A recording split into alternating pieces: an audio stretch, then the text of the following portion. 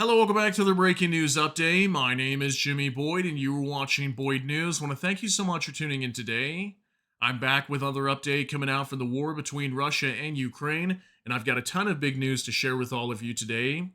So, we're going to start this video off talking about massive attacks across Russia last night. The Ukrainian military fired at least 150 drones into Russian territory, targeting more than 11 regions. Also, the Moscow Oblast being attacked last night. So take a look at your screen here. Ukraine attacks Moscow and surrounding regions with major drone attack. Russia's defense ministry said 105 drones had been shot down over Russian regions between midnight and the early morning of Thursday, including 35 over the Moscow region. So, also speaking of the defense ministry out of Russia, they also stated today that allegedly they shot down 485 drones over the last 48 hours. You guys can let me know whether you believe that or not.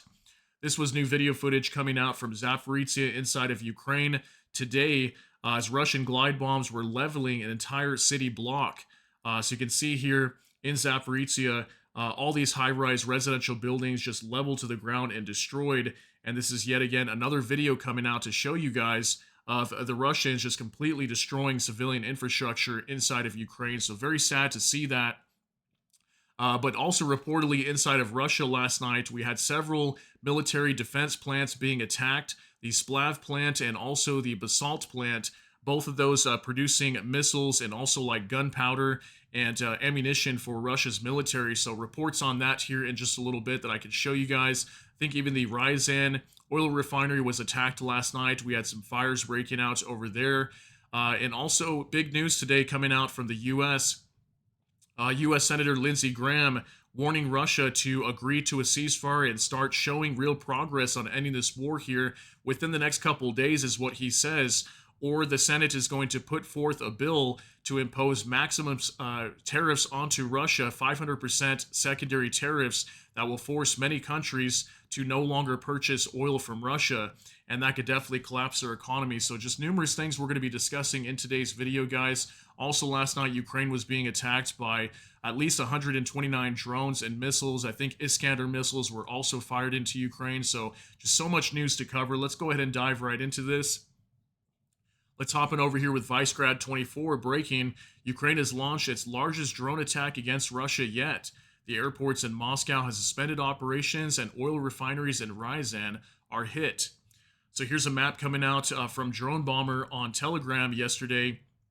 This was showing the trajectory of all these drones. You can see the different regions being targeted here. Voronezh, Belgorod, Kursk, Oriel, Bryansk, Kaluga, Tula, Ryazan. I think Tambov could have been attacked as well. But Moscow is seeing quite a bit of drones, okay? So it was a massive drone attack. And some sources today were indicating that this was one of the largest attacks since March. So I don't know exactly how many drones were entering into Russia, but many sources today indicating at least 150 drones, maybe 200 or more. So massive attack on Russia last night. Now for Max 24. Interesting, it says Max 25 now. I'm so used to saying Max 24, but I believe it was his birthday, so maybe that's why he changed it to Max 25. So we're going to have to start saying that now. Russian media is publishing a map of regions attacked by drones last night, tonight, and this morning. So here's a little map coming out from Russia's defense ministry showing the different regions being targeted last night. And I think these numbers are indicating the amount of drones that were being shot down in each region. You can see up here in Moscow, 49 drones. So a lot of them actually made it through all the air defense systems all the way to Moscow. Now from next to over 100 drones launched another massive overnight attack on Moscow and surrounding regions. Mayor Sobyanin reported that air defenses shot down 28 drones headed towards the capital. Domodedovo and Zhukovsky airports have once again been shut down. Fire broke out near the Basalt plant in Krasnoarmeysk, if I'm saying that right, Moscow region. The facility is known for producing ammunition. Dozens of drones were also intercepted over Oriel, Kursk, Tula, and several other regions. In Tula, a UAV crashed into a 5-story residential building. In Novomoskovsk, Tula region, at least 20 explosions were reported.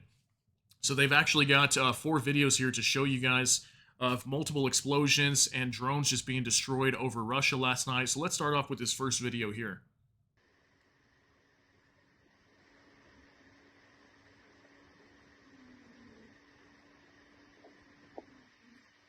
Okay, so not really an explosion in this video, but what we can see is a fire that broke out over here. Looks like some shrubbery or grass caught on fire due to a drone possibly being shot down or crashing over here. Maybe it was suppressed by electronic warfare, but this was inside of Russia last night. Another video coming up.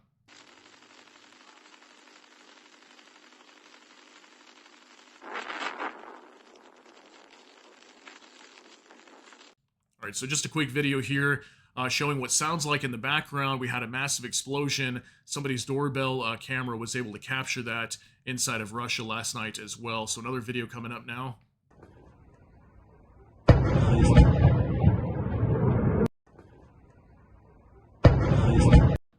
All right, so this video possibly indicating maybe a drone was shot down. It's really hard to tell. It could have crashed into something over here, but nonetheless, another massive explosion taking place inside of Russia last night.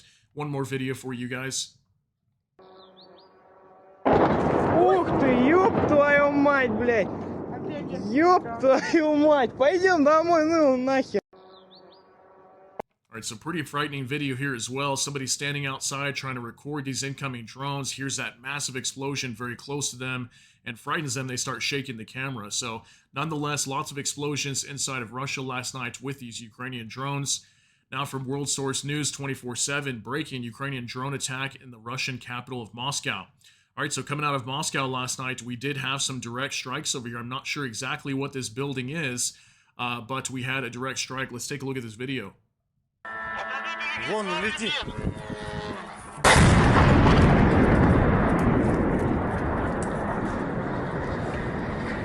Ебал. У нас. All right, so probably one of the best videos out there and very clear to show a direct strike on this building. Now, I don't know if this has any relation to Russia's military, but it looks like it was the target. So maybe this is some sort of defense plant or something over here being targeted by this drone. You can see it dive bombing actually right here, just towards the beginning, right before he pans the camera. You can see it right there real quick, diving right for this facility, okay? So here's a picture as well to show you guys of the hit directly after, okay? So if I get more information on this facility, if we happen to find out what it was that was being targeted, I'll let you guys know in a later update. So now for more translated, Moscow and other regions of the Russian Federation didn't sleep last night due to a visit from the friendly drones. It was loud in Oryol, Bryansk, Kursk, Moscow, Vladimir, Ryazan, Belgorod, Tula, Kaluga, and Lipetsk regions at Moscow's airports Domodedovo, Sheremetyevo, Nukovo, and Zhukovsky. The carpet emergency plan was once again announced. Meanwhile, the occupiers' Ministry of Defense reported the downing of 105 UAVs. So here's another video, guys, 30 seconds. Take a look at this.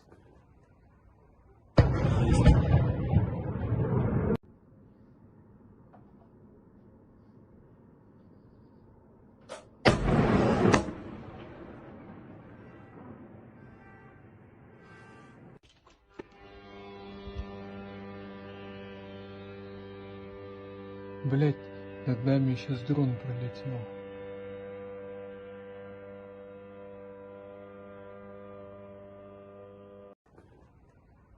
All right, so it looks like a lot of the Russian citizens last night not getting much sleep with all these drones repeatedly incoming, and I believe they were attacking all the way through the morning. So right here real quick too, I want to show you guys in this video, it kind of looks like at one point you can see the drone flying right here just prior to seeing an explosion. There's like a flash of light over there, so I'm not sure what that is. Maybe that's just a reflection off the camera. Maybe there's a light in the background on a building or something, but it looks like maybe they could have caught the drone that was incoming to that area right there.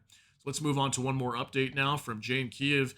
Moscow airport chaos as Ukraine showers 11 Russian regions with drones.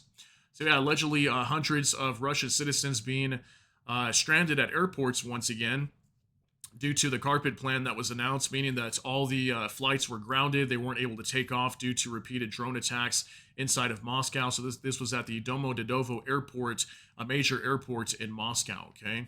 So crazy footage coming out from there. Now from LX Summer 1, Belgorod People's Republic in Alexeyevka, an outbuilding caught fire reportedly during a drone attack, okay? So we've got video footage here of another massive fire that broke out due to a drone attack. Now, again, I don't know if this is some sort of, residential building or what got hit here. Maybe the drone was shot down or suppressed, Or was it, in regards to Russia's military defense plants or something like that? That could have been the case as well. But if I get more information on that, I can let you guys know in a later update.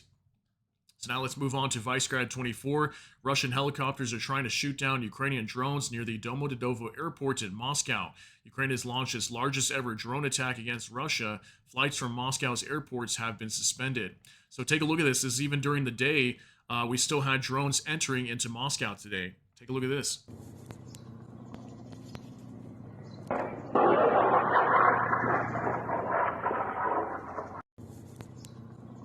All right, so Russia's military deploying all their available assets to bring down a lot of these incoming drones. So it must have been a pretty massive attack if they're deploying helicopters and whatever they possibly have to take down these drones that are incoming. And this also shows that Russia probably lacks a lot of air defense systems, which we've been hearing a lot about that many of their air defense systems have been destroyed already. And they've had to pull a lot of them from the eastern side of Russia over to the western side to help defend from these repeated drone attacks. So crazy video footage there as well. Now from Jurgen Nodit, the situation in central Moscow, or will take Kiev in 3 days. The Russians have positioned soldiers and military equipment in the immediate vicinity of the Kremlin. Due to the drone attack on Moscow, which has been going on for 3 days, the entire area surrounding the Kremlin is secured with electronic warfare equipment. Mobile communications have also been shut down in the area. We wish the Ukrainian Iron Birds good luck. Putin is now said to be hiding in the lowest level of his bunker. So yeah, this was video footage coming out today near the Kremlin. So take a look at this. There's like an armored vehicle here. Looks like the Russians deployed any available assets that they had in this area as well to better defend the Kremlin from these drones that were incoming to the area. Now, I haven't been able to confirm whether any of these drones were directly targeting the Kremlin, but maybe they would attempt to if they were able to break through all the air defenses over here. But nonetheless, we did have that at least one confirmed explosion in Moscow today on that building that I showed you guys earlier that could possibly be linked to Russia's military. Now from Anton Gerashenko, the AFU hit the workshop of the defense plant in Russian Tula.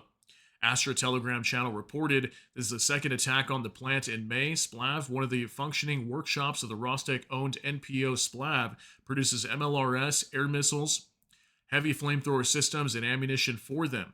3 days ago, Putin awarded the plant's employees for their contribution to weapons development. Okay, so the Splav plant, we actually reported this, I think it was back in April or March. It was just recently attacked by drones. It looks like Ukraine attacked it again, and according to this information, Ukraine's intelligence is stating today that they actually struck the facility directly. Now, I don't have any confirmation of that aside from a statement from Ukraine's military, but allegedly they did attack it with a direct hit today, the Splav plant. Now from UA Voyager, Muscovites have been whining all morning about a second strike on NPO Basalt, the biggest Russian bomb maker. Ukrainian drones are the best sanctions in the world. So this is a picture coming out. I'm not sure if it's related to this actual facility, but this was a picture that's being surfaced today all over X today, showing some smoke over here behind these trees, and we probably had some buildings being struck. So it could be that defense plant here, known as Basalt, that produces ammunition for Russia's war effort. I think they also produce like gunpowder here as well, but that's why they say here it's the biggest Russian bomb maker. So this is also a plant I believe that Ukraine attacked recently as well, because I remember the name. So allegedly they attacked this and with a direct hit also. Now from isnt into it, Ukraine conducted a UAV strike on the Ryazan oil refinery yesterday, and about 2 hours ago, both NASA firms and NOAA 20 thermal imagery shows two fires which were detected yesterday on 5/21/25 at 22:31 hours. Okay, so allegedly last night we had some fires breaking out over here at the Ryazan oil refinery, and multiple reports today on X indicating that the Ryazan oil refinery was directly struck. So NASA fire maps were indicating that there was two major fires that broke out, one of them directly on the facility and one of them over here in a field. So maybe this drone got shot down over here. Looks like we had a direct strike somewhere here in the center of the Ryazan oil refinery. So if we get more information on that, maybe we'll get some videos or something later showing a massive fire over there. I think it could be possible. Now from NOAA reports, Russian sources say Ukraine has struck the car of Nikolai Volobuyev, if I'm saying that correctly, head of the Belovsky district in Kursk with a drone. He was reportedly injured in the leg and arm and taken to the hospital, according to acting Kursk governor Alexander Kinstein. Okay, so in the Belovsky district in the Kursk region, okay, just north of the Sumy region in Ukraine, we had a drone attack over here taking place and allegedly striking the vehicle of the head of the Belovsky district in the Kursk region. Now, he could have been present at that meeting that took place. What was it, just yesterday in the Kursk region? The regional administration over there was holding like a major meeting with Vladimir Putin, and they were talking, openly joking about taking over the Sumy region inside of Ukraine. And I've got some very big information today as well that possibly indicates even further that the Russians are going to launch another attack into Sumy and Kharkiv here very soon, which we've been reporting that repeatedly over the last few days. So now from NOAA reports, Ukrainian monitoring channels reports a likely preparation for a massive Russian missile strike. The number of Tu-95MS strategic bombers near Ukraine has increased to 9. They are being loaded with cruise missiles and multiple air bases, 5 at Olenia, 2 at Engels 2, and 2 at Diaghilevo. Okay, so some information coming out today as well that Ukraine believes that very soon there's going to be another massive missile attack. And I think that could be the case. We haven't seen one like that recently over the last week or so. So be prepared for that. You know, with these ongoing repeated drone attacks into Russia, I think Russia's going to respond in kind, probably launch another major missile attack onto Ukraine. Now from next, Lindsey Graham gives Putin a couple of days or the U.S. will hit Russia with 500% tariffs. U.S. Republican Senator Lindsey Graham issued a sharp warning if Russia doesn't present a clear and concrete ceasefire memorandum demonstrating a real intent for peace within the next few days. The U.S. will move forward with a bill imposing 500% tariffs on Russian imports. No vague language. If Putin doesn't show he's serious about ending the war, we'll strike where it hurts the economy, Graham stated. Will Trump allow sanctions? So next is asking, is Trump going to allow it? Because obviously, if the Senate approves this bill, and then if the U.S. House, I would assume they'd have to pass it also, if Trump were to veto it, then basically it wouldn't go into effect. So that's why he's asking, is Trump going to allow the sanctions to go through? I mean, he has kind of come out recently stating that at some point he might do that, but then we've been hearing so much indication also in the last couple of days that Trump does not want to hit Russia with sanctions because he wants to do trade deals with Russia that he believes that might sabotage their plans for major trade deals and business development between Russia and Ukraine, which is understandable. But at the same time, there's a war going on over here. And, if Trump is really serious about ending it, that's something that he might have to do. He might have to put heavy pressure onto Vladimir Putin first and put all these business deals off in the future and postpone that for right now. So you guys let me know what you think on that. That's huge news today. Now from next to breaking, Trump told European leaders behind closed doors that Putin isn't ready to end the war. A bombshell from the Washington Post. During recent closed-door meetings with European leaders, Trump made it clear Putin has no intention of ending the war, and there is essentially no room for compromise at this point. So isn't that crazy, guys? I mean, if this is true, okay, this is what the Washington Post is reporting today. Trump stating that Putin is not going to end the war, and apparently he told European leaders this behind closed doors, and he has been making some arrangements to meet with European leaders and Zelensky, like you can see here. This just happened in the last week or two. So if he's stating that, why is he coming out at the same time on Truth Social repeatedly over the last week and stating, yes, Russia's serious about ending this war? He's even stated it to reporters, even on like Fox News and all kinds of, the press asking him these kind of questions if Russia's serious about ending the war. And he states many times that he believes that Zelensky and Russia do want to end the war. So why is he stating that if this happens to be the case and he reportedly told Europe that Russia's not ready to end the war? Okay, so that is very huge news today. And we'll wait for more information on this, but today was mainly just Wall Street Journal reporting that.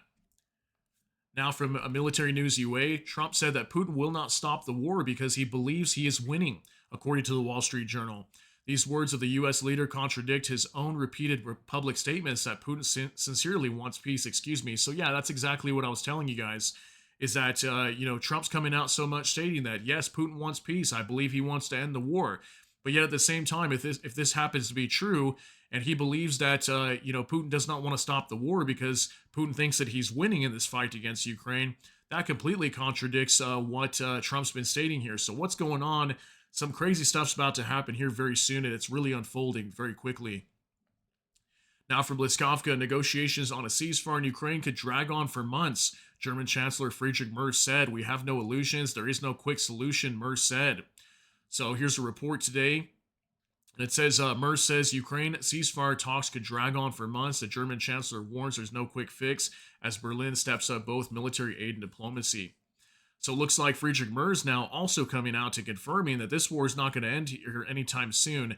And is that possibly because he knows that Trump told him behind closed doors as well, along with probably multiple other European leaders, that Putin's not going to end this war? Okay, so that's what I've been stating numerous times. I stand behind that. I firmly believe that Russia's not ready to end this war. I mean, we've seen every indication, even including right now with the buildup of all the forces on the border with the Kharkiv region right now, also with the Sumy regions of Ukraine, that Russia's preparing another offensive. They're not ready to end this war right now. If anything, they're going to expand this war, is what we're seeing right now. Now from Max 25, next talks between Ukraine and Russia to be held in Vatican in mid-June, according to the Wall Street Journal. Trump plans to send Secretary of State Marco Rubio and Special Envoy Keith Kellogg. Okay, so what we're hearing as well is these talks are still going to be continuing, and by mid-June, that's literally another month from now. I'm not sure why they're waiting that long, but that appears to be when the next talks are going to take place between Russia and Ukraine, and Trump is going to send his own delegation. Here you can see U.S. Secretary of State Marco Rubio and Special Envoy Keith Kellogg will be attending those talks at the Vatican in mid-June. Now for no reports, Finnish President Alexander Stubb says the U.S. has not abandoned its mediator role between Russia and Ukraine. He added that that Europe will join as a co-mediator, with talks continuing at various levels, including next week at the Vatican. Okay, so this came out yesterday. Alexander Stubb stating that the U.S. has not pulled out yet. So I've been letting you guys know that there's been indication appearing as if U.S. is going to be pulling out of these negotiations with Russia and Ukraine. But we have not seen an official confirmation of that yet. So according to this information yesterday, he's stating that the U.S. is still involved in negotiations at this time. Now for Max 25, Ukraine does not intend to discuss the second round of negotiations with Russia until the 1,000 for 1,000 prisoner exchange takes place, according to Yermak. The second step is to determine the place for the next meeting with Russian representatives, he said. So we were supposed to be hearing sometime this week that there was going to be 1,000 for 1,000 prisoner swap with Russia and Ukraine. It's already the end of the week here, so I'm not sure if we're going to be seeing that or not. Maybe we will, maybe we won't. But Kirill Budanov confirmed that this week they would be doing that. So it looks like maybe they're running into some issues trying to get that set up between Russia and Ukraine, but apparently they're still working towards that today. I know Ukraine's President Volodymyr Zelensky held a meeting on that today with top officials out of Ukraine to prepare for this prisoner exchange of 1,000 for 1,000 swap. Now from Anton Gerashenko, a decision has been taken to create the necessary security buffer zone along the Ukraine-Russia borders. Our armed forces are now handling their task. The work is underway, says Putin. And he said, Anton Gerashenko puts Putin's peace.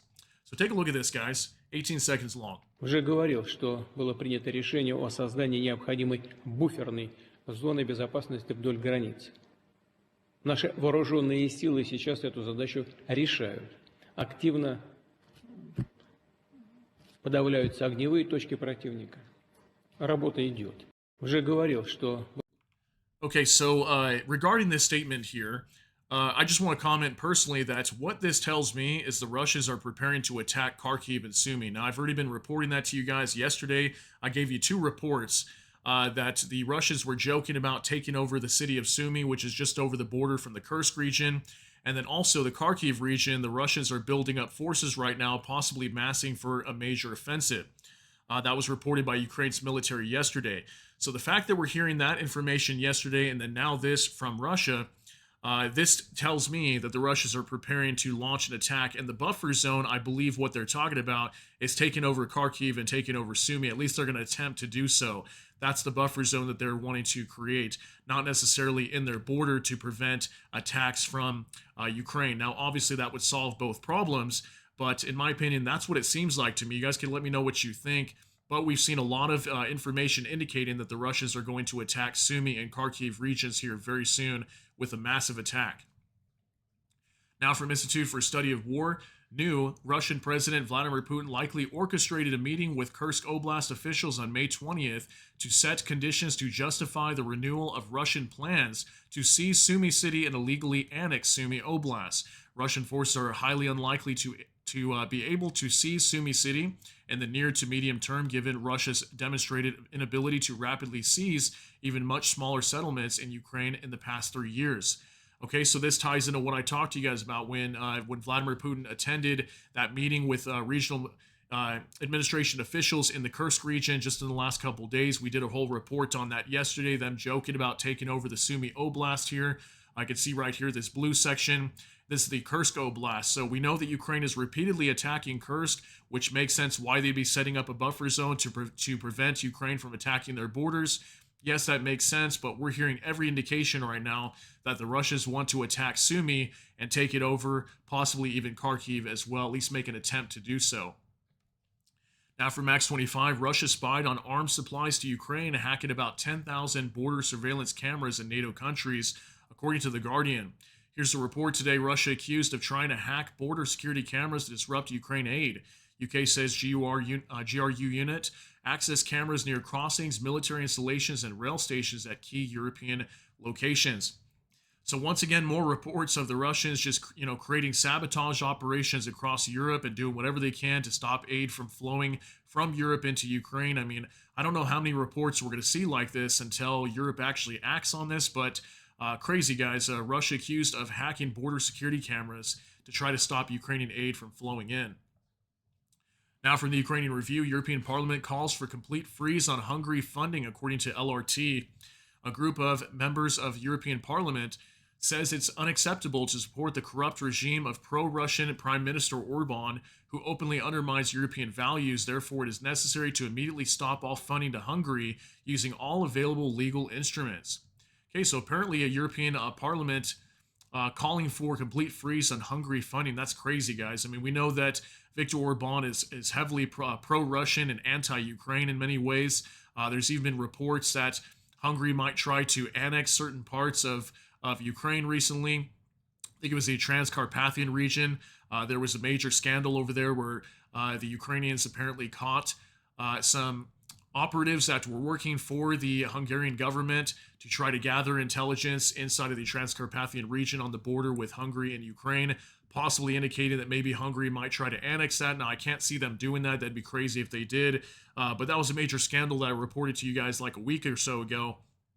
But we know that Hungary wants to block Ukraine from joining into the EU as well, and that right now that appears to be a major goal for Ukraine, as Ukraine is really trying to get into the EU, and they're talking about that right now. So that could be also why they're also threatening to freeze funding for Hungary to prevent them from blocking Ukraine from getting in. They're trying to find whatever way they can to allow Ukraine into the EU without Hungary blocking that or vetoing it. Now for more translated, the occupiers plan to connect the Zapria nuclear power plant to the Russian power grid in the coming weeks, according to former Mariupol mayor advisor Andriy Shenko. To achieve this, the Russians have completed the construction of a distribution hub and compressor station in the areas around occupied Mariupol and Berdyansk. Full-scale operation to benefit the aggressor is expected to begin in the coming months. All right, so since the Russians are controlling the Zapria nuclear power plant, now they want to steal all the energy coming from it and transfer it over to Russia, connecting it to the Russian power grid. So pretty crazy. The Russians just attack Ukraine, take everything and steal it for their own, and now making it their own. So just, terrible information coming out today regarding the Zapria nuclear power plant. So big news there. Now from Jay in Kiev, Trump will now begin to attack Ukraine in every possible way that allows him to diminish their standing in the American mind, allowing him to completely walk away as Putin requires. So take a look at this report here from the new Voice of Ukraine, U.S. to scrutinize aid provided to Ukraine. According to Marco Rubio, the United States will review all aid provided to Ukraine during the full-scale war with Russia, U.S. Secretary of State Marco Rubio said during a congressional committee hearing on May 21st.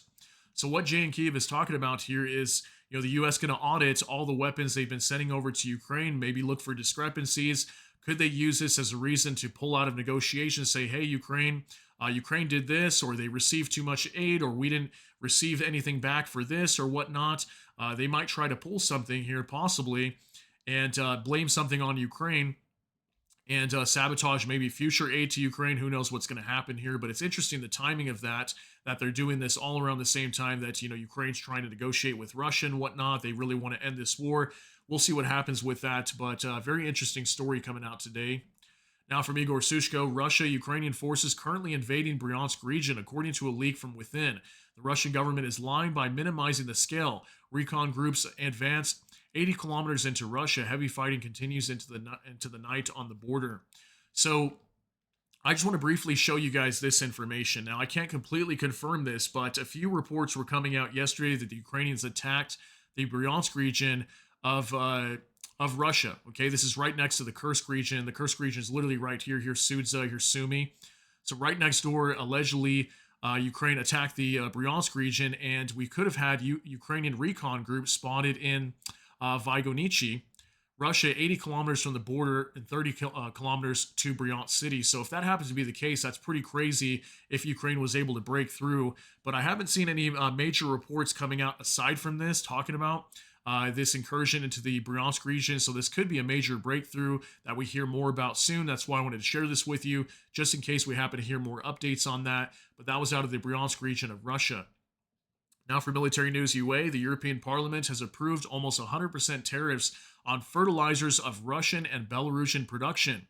Tariffs of 50% were also approved on agricultural products. The decision will come into effect on July. This is a very, very big report, guys. July 1st is when it'll go into effect. So 100% tariffs on fertilizers of Russian and Belarusian production. That is huge. And also 50% tariffs on agricultural products. So that's going to put major strain on Russia's economy, on top of already going after all these shadow fleet tankers and everything.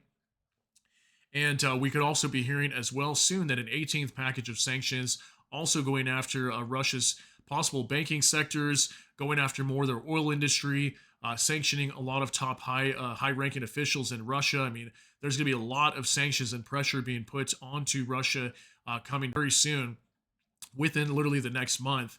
And the EU is definitely stepping up pressure, while at the same time the US is doing basically nothing to pressure Russia. Now for Max 25, another execution of 2 of our soldiers who were captured, according to officer. In the Pokrovsk direction, near the village of Kotline, servicemen of the Russian armed forces captured 2 of our soldiers, made them kneel, and shot them. So another reports again of Ukrainian soldiers being executed by the Russian military.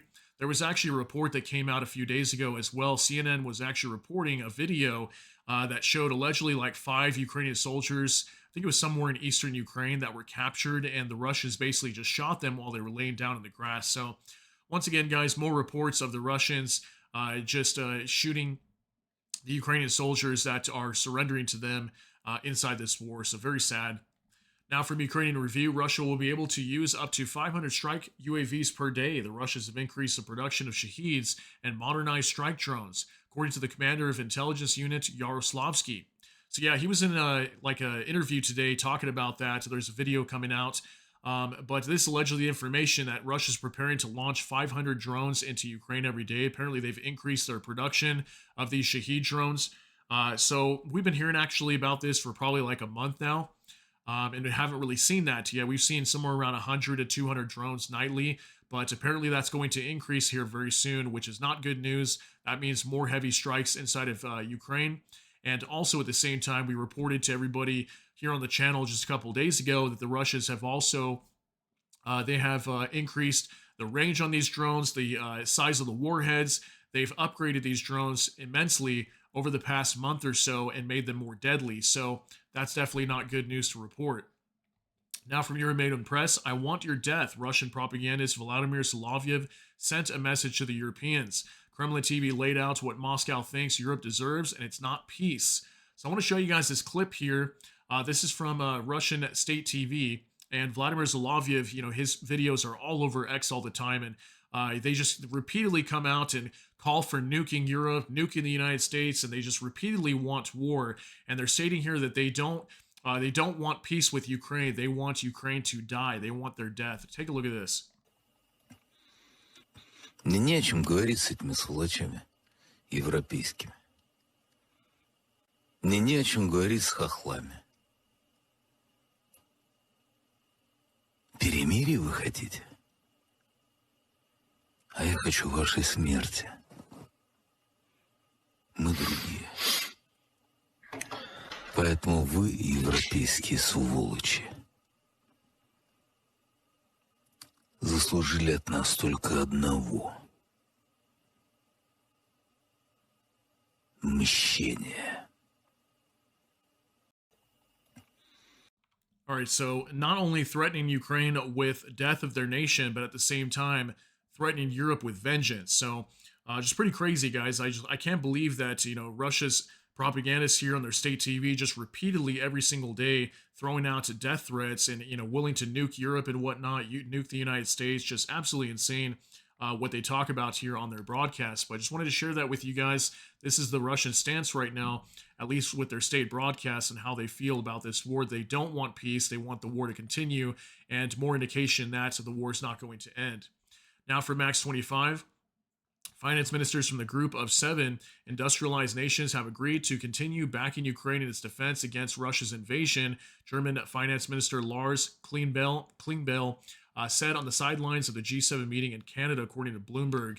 Here's the report. Germany says G7 finance chiefs agree continue Ukraine support. So that's very good. The G7, these 7 nations are going to continue Ukrainian aid. And we know that NATO heavily backs Ukraine as well. I mean, Europe is not going to stand down. They're going to continue supporting Ukraine. We already know that.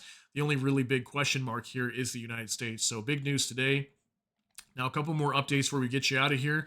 From Liskovka, Air Defense Forces neutralized 112 UAVs, 74 shot down by fire weapons, 38 lost suppressed by electronic warfare without negative consequences. So 129 total munitions being fired into Ukraine last night, drones and also Iskander missiles. But it looks like they were able to shoot down 74 of these drones that were incoming and also 38 being lost due to electronic warfare. So that's just huge, you guys. I mean, these numbers that we're seeing coming out from Ukraine right now, they're really shooting down a lot of these, whether they're shot down or brought down by electronic warfare. Many of the drones that are supposedly entering into Ukraine right now are being destroyed and taken down. So that is very big news and good for the Ukrainians. Now for the Kyiv Independent, these are the indicative estimates of Russia's combat losses as of May 22nd, according to the Armed Forces of Ukraine. And our final update of the day, Russia's losses as of May 22nd, 870 troops, 5 AFVs, 99 vehicles and fuel tanks, 4 tanks, 32 artillery systems, 105 UAVs. Okay, so really not a lot again, guys. These numbers just really heavily falling off the cliff every single day. I feel like the numbers just keep collapsing more and more every day. I mean, especially these troop numbers, barely not even 900 today. And recently we've been seeing around 12 to 1300. I mean, these vehicle numbers, just almost nothing. So very interesting. Again, let me know what you guys think. Why do you think these numbers are just completely falling off the cliff right now if we're hearing that the Russians are going to be launching an offensive? Maybe they're just not doing that yet. Maybe they're setting up this major preparation for this attack, which is why we're hearing today that the Russians are creating a buffer zone around their border, especially near the Kursk and Sumy region, or excuse me, the Kursk and Belgorod regions on the border with the Kharkiv and Sumy regions of Ukraine. So maybe this major offensive hasn't been underway yet, but again, I'm still waiting and expect these numbers to start skyrocketing. So tons of huge news coming out from this war, guys. I do apologize, much longer video today, but there was just so much news to cover, and I want to thank you all very much for tuning in for this update. If you got something out of this, please smash that like button. Also, if you enjoy my content, please consider subscribing down below. Hit the notification bell, that way YouTube can notify you. And with that, hope you all have a great day. Everybody take care and God bless, and we'll see you in the next one.